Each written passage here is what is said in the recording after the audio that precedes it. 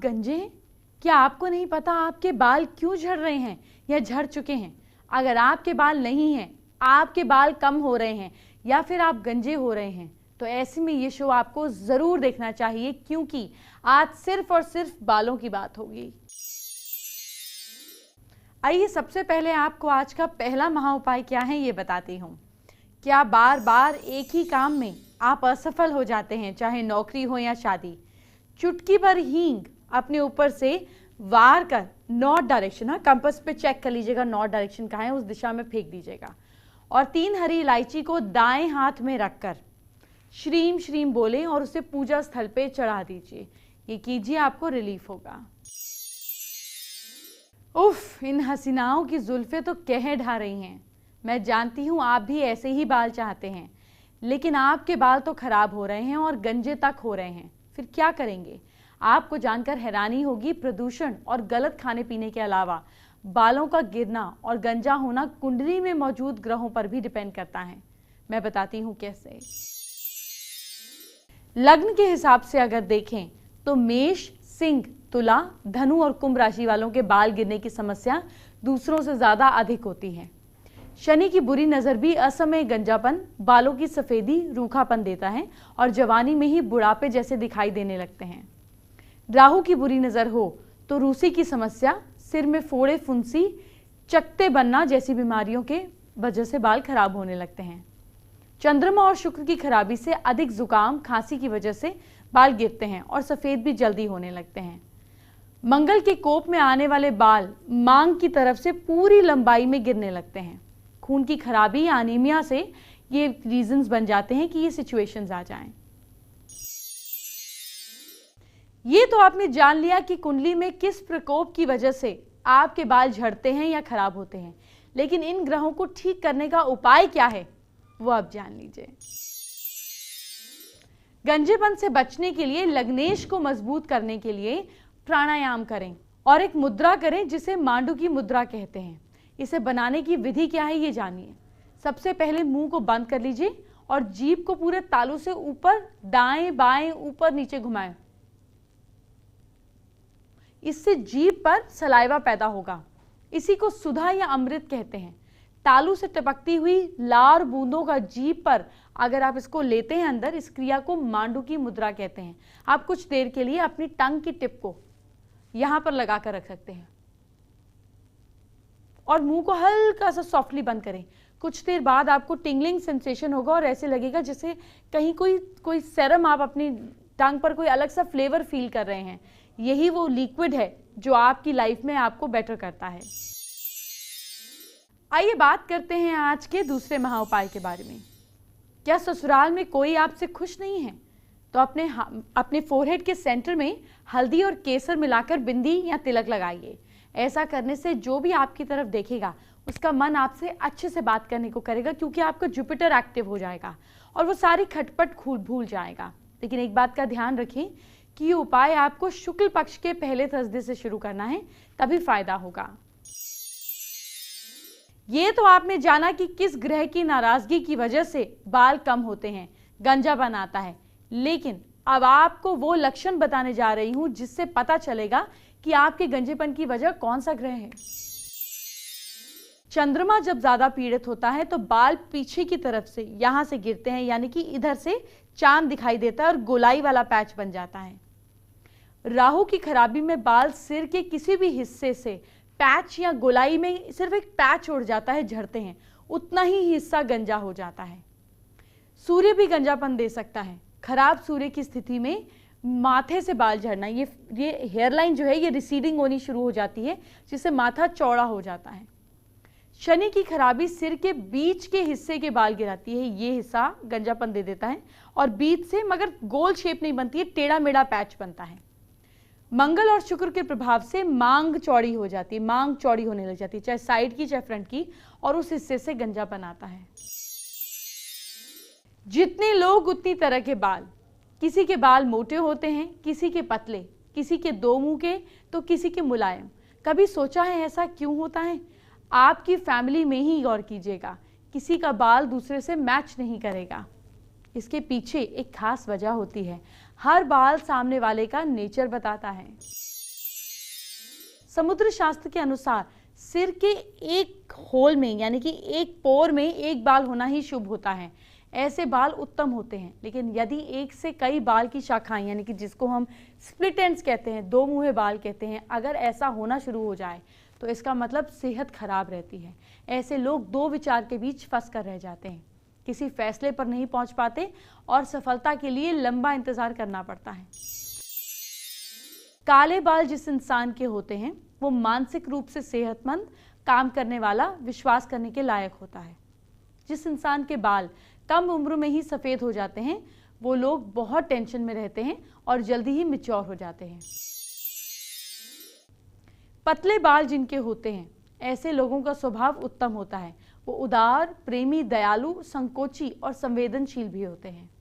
इसके उलट मोटे और कड़े बाल वाले लोगों में सेहत और जीवन जीने की इच्छा ज्यादा होती है।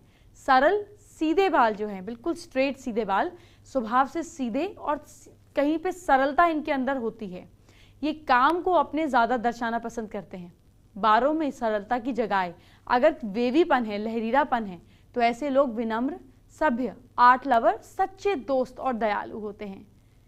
काले, चिकने, मुलायम, आकर्षक और रल बाल वाली जो महिलाएं हैं ये सौभाग्य, संपत्ति और सेहत की प्रतीक वाली होती हैं। जबकि पीले, लाल, रूखे, छोटे और बिखरे बाल वाली महिलाएं हमेशा दुखी रहती हैं। शो में आगे बढ़ते हैं, लेकिन उससे पहले आपको आज का तीसरा महा उपाय बताती हूँ। क्या आपके पति आपकी बात न मानकर दूसरे लोगों पर ज्यादा भरोसा करते हैं? तो गले में चांदी की चेन पहने और कभी भी किसी से कोई भी सफेद चीज ना लें। फिर देखिए आपके पति भी आपकी सारी बात सुनने लगेंगे। आप इसी तरह की हेयर कटिंग कराती हैं, है ना? लेकिन कोई भी हेयर कटिंग कराने से आपका भला नहीं होगा। आपको अपनी राशि के हिसाब से हेयर कटिंग करानी चाहिए, जैसे मैं कराती हूँ।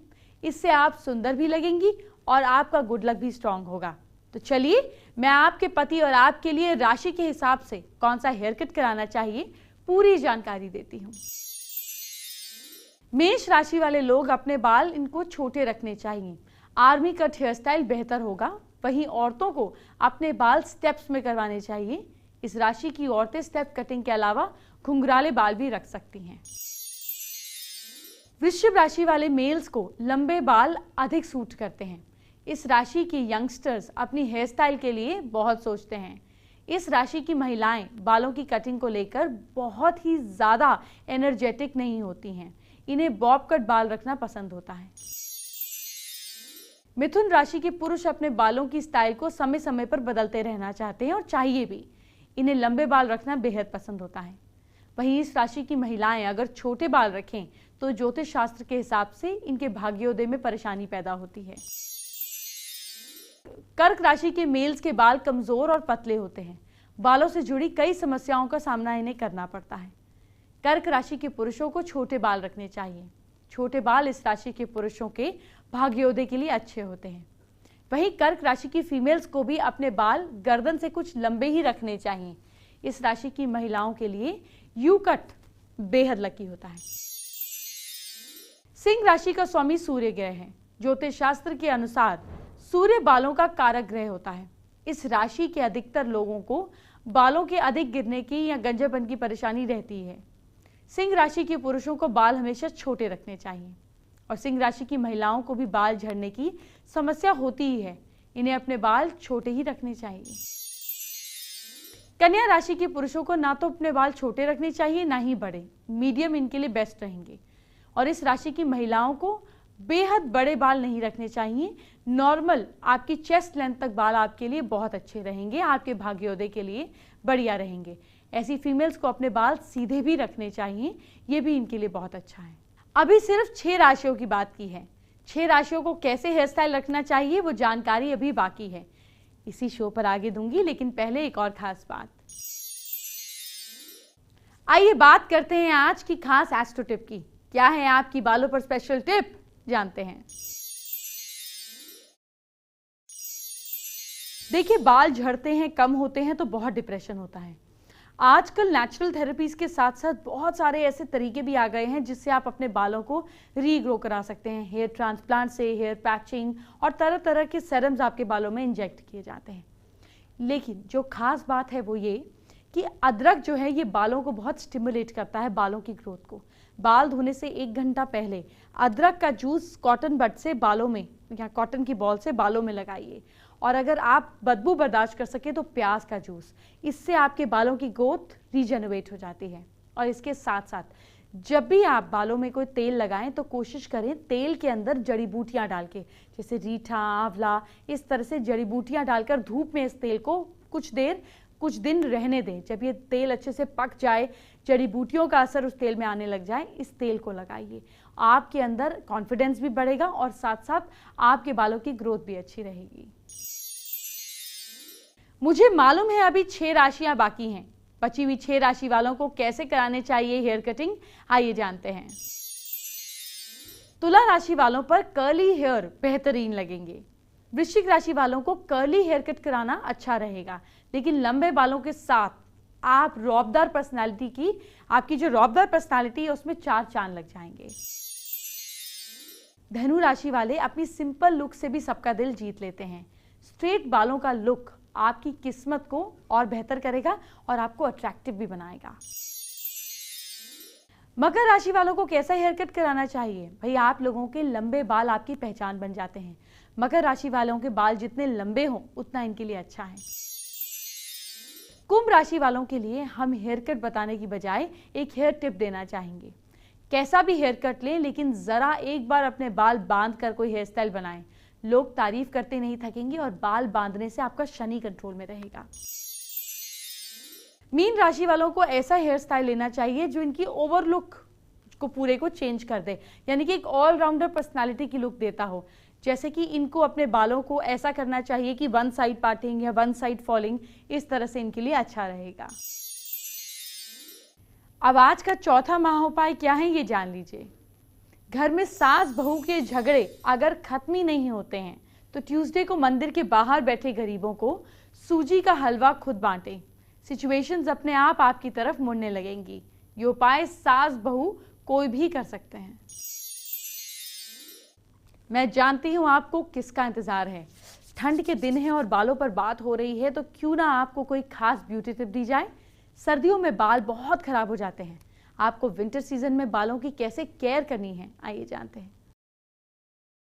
विंटर शुरू होते ही, सर्दियां शुरू होते ही या खुश्क हवाओं का जब मौसम शुरू होता है तो एक प्रॉब्लम जो सबको बहुत परेशान करती है वो है उनके बाल। जैसे कि अभी इनके बाल हो रहे हैं, इस समय यू कैन सी थोड़ा बहुत डैंड्रफ आना शुरू हो गया है बालों में। अगर आप अपनी स्किन को हल्का सा भी रब करते हैं एंड आप इस तरह के छोटे छोटे वाइट कलर के पार्टिकल्स देखते हैं, दैट मीन्स कि आपके बालों में डैंड्रफ आ रहा है।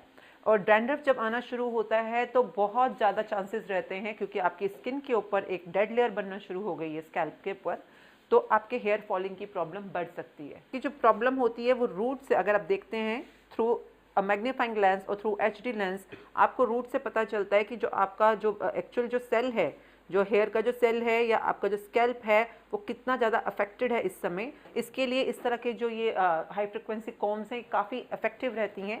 अगर आप देख रहे हैं तो इसके अंदर बेसिकली जो ये सॉफ्ट रेडिएशंस हैं या आपके स्कैल्प के ऊपर जब आप टच करते हैं तो जितने भी इन्फेक्शन होता है वो इन्फेक्शन को किल करने के लिए ये काफ़ी इफेक्टिव रहता है।